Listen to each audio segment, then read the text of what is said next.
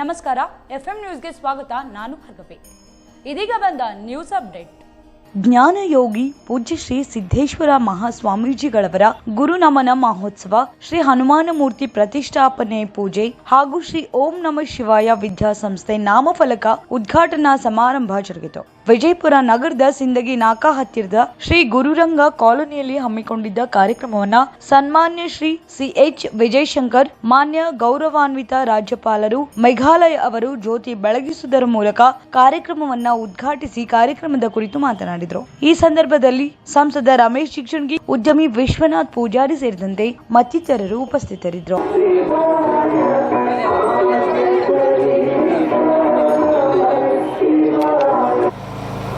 ಸರ್ವಕಾಲಿಕ ಸತ್ಯ ಪ್ರಭು ಶ್ರೀರಾಮಚಂದ್ರನ ಮನದಲ್ಲಿ ಭಕ್ತಿಪೂರ್ವಕವಾಗಿ ಸ್ಮರಣೆ ಮಾಡಿ, ಈ ಬಡಾವಣೆಯಲ್ಲಿ ವಾಯುಪುತ್ರ ಬಜರಂಗಬಲಿ ಆಂಜನೇಯ ಸ್ವಾಮಿ ನೆಲೆಯಾಗಬೇಕು. ಈ ಬಡಾವಣೆಗೆ ಸದಾಕಾಲ ಕೂಡ ಅವನ ಅನುಗ್ರಹ ಪ್ರಾಪ್ತಿಯಾಗಬೇಕು. ಈ ಬಡಾವಣೆಯ ಎಲ್ಲ ಅನಿಷ್ಟಗಳನ್ನು, ಅಮಂಗಳವನ್ನು ಸದಾಕಾಲ ಕೂಡ ದೂರ ಮಾಡಬೇಕು.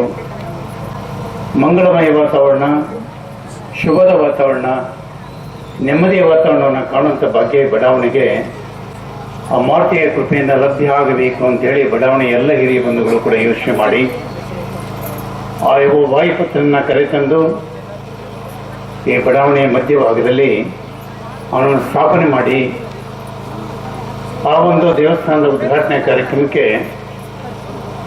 ಇವತ್ತು ನನ್ನನ್ನು ಕೂಡ ಕರೆಸಿ ಶುಭ ಕಾರ್ಯಕ್ರಮದಲ್ಲಿ ಭಾಗಿಯಾಗುವಂಥ ಭಾಗ್ಯವನ್ನು ನೀವೆಲ್ಲರೂ ಕೂಡ ನನಗೆ ಕರುಣಿಸಿದ್ದೀರಿ.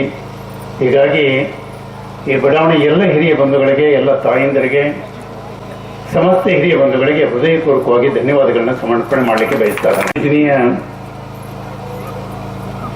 ಪರಮ ಪೂಜನೀಯ ಶ್ರೀಗಳಿಗೆ ವಂದಿಸಿ, ರಾಜ್ಯ ಕಂಡ, ರಾಷ್ಟ್ರ ಕಂಡ ಒಬ್ಬ ಅಪರೂಪದ ಹೋರಾಟಗಾರ, ರಾಜಕೀಯ ನೇತಾರ, ಈ ಭಾಗದ ಗೌರವಾನ್ವಿತ ಲೋಕಸಭಾ ಸದಸ್ಯರು, ನಮ್ಮೆಲ್ಲರಿಗೂ ಹಿರಿಯರಂತ ಆದರಣೀಯ ರಮೇಶ್ ಜಿಗಜಿಣಗಿಯವರೇ, ಸ್ವಾಮೀಜಿ ಶಂಕರಾನಂದ ಸಿಜಿಯವರೇ, ವಿಶ್ವನಾಥ್ ಪೂಜಾರಿಯವರೇ, ಈ ಕಾರ್ಯಕ್ರಮದಲ್ಲಿ ಪಾಲ್ಗೊಂಡಂಥ ನನ್ನೆಲ್ಲ ಹಿರಿಯ ಬಂಧುಗಳೇ, ನನ್ನೆಲ್ಲ ಸಹೋದರ ಬಂಧುಗಳೇ, ತಾಯಂದಿರೇ, ಮಾಧ್ಯಮದ ಸ್ನೇಹಿತರೆ, ಕೊರತೆ ಇದೆ. ಆದರೆ ಮಾರುತಿ ವಿಚಾರ ಬಂದಾಗ ನಮಗೆ ಬಹಳ ಹೆಮ್ಮೆಯ ಸಂಗತಿ ಮತ್ತು ಅಪಮಾನದ ಸಂಗತಿ ಏನಂದರೆ, ನೀವು ಜಗತ್ತಿನ ಯಾವುದೇ ಮೂಲೆಗೆ ಹೋಗಿ, ಅಮೇರಿಕಾ ದೇಶದ ಒಬಾಮಾ ಅಮೇರಿಕಾ ದೇಶದ ರಾಷ್ಟ್ರಪತಿಯಾಗಿ ಆಯ್ಕೆಯಾದಾಗ ನಿನಗೆ ಪ್ರೇರಣೆ ಯಾರು, ನಿನ್ನ ಹಿಂದೆ ಇರುವಂಥ ಶಕ್ತಿ ಯಾರು ಅಂತೇಳಿ ಒಬಾಮನ ಕೇಳಿದಾಗ ಅವನ ಜೇಬಿಂದ ತೆಗೆದ ಪ್ರತಿಮೆ ಅದು ಮಾರುತಿಯ ಪ್ರತಿಮೆ. ಭಾರತದ ಈ ಶಕ್ತಿ ನನಗೆ ಇವತ್ತು ಅಮೆರಿಕ ದೇಶದ ರಾಷ್ಟ್ರಾಧ್ಯಕ್ಷರನ್ನಾಗಿ ಮಾಡಿದೆ ಅಂತ ಹೇಳಿದ ಒಬಾಮ. ನೀವು ಕಾಶ್ಮೀರದಿಂದ ಕನ್ಯಾಕುಮಾರಿವರೆಗೂ ಕೂಡ ಯಾವುದೇ ಭಾಗಕ್ಕೆ ಹೋಗಿ ಬೇರೆ ದೇವಸ್ಥಾನಗಳು ಸಿಗ್ಬೋದು, ಸಿಗದೇ ಇರ್ಬೋದು, ಅದು ಎಲ್ಲ ಜಾಗದಲ್ಲಿ ಕೂಡ ಸಿಕ್ಕುವಂತ ದೇವಸ್ಥಾನ ಅದು ಒಂದು ಮಾರುತಿಯ ದೇವಸ್ಥಾನ, ಇನ್ನೊಂದು ಗಣಪತಿಯ ದೇವಸ್ಥಾನ. ಮಾರುತಿ ವಿಚಾರ ಬಂದಾಗ ಭರತ ಭೂಮಿಯ ಪರಂಪರೆಯಲ್ಲಿ ಮಾರುತಿ ವಿಚಾರ ಬಂದಾಗ ಹೆಮ್ಮೆ ಪಡುವಂತ ಸಂಗತಿ ಏನಂದ್ರೆ, ರಾಮನ ಬಂಟನಾಗಿ ನಿಂತ ಹನುಮ, ಅವನು ಈ ನಾಡಿನವನು, ಕನ್ನಡ ನಾಡಿನವನು. ಅವನು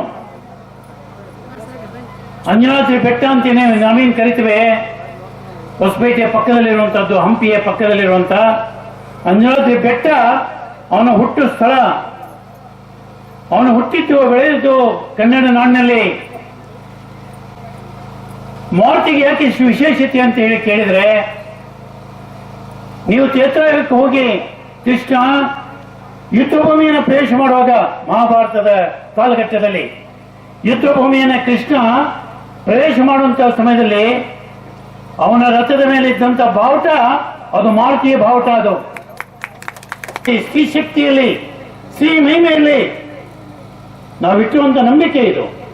ಹೀಗಾಗಿ ಇಷ್ಟೊಂದು ಜನ ತಾಯಂದರು ನಿಮಗೆ ಶ್ರೇಯಸ್ಸಾಗಲಿ, ಒಳ್ಳೇದಾಗಲಿ ಅಂತೇಳಿ ಹಾರೈಸಿದರೆ ಯಾವುದೇ ಕಾರಣ ಕೂಡ ವ್ಯಕ್ತಿಗೆ ಯಾವುದೇ ಅನಿಷ್ಟಗಳು ಕೂಡ ಬಾಧಿಸಲಿಕ್ಕೆ ಸಾಧ್ಯ ಇಲ್ಲ ಅನ್ನುವಂಥದ್ದನ್ನ ಈ ಸಮಯದಲ್ಲಿ ನಾನು ಹೇಳಲಿಕ್ಕೆ ಬಯಸಿದ್ದೇನೆ.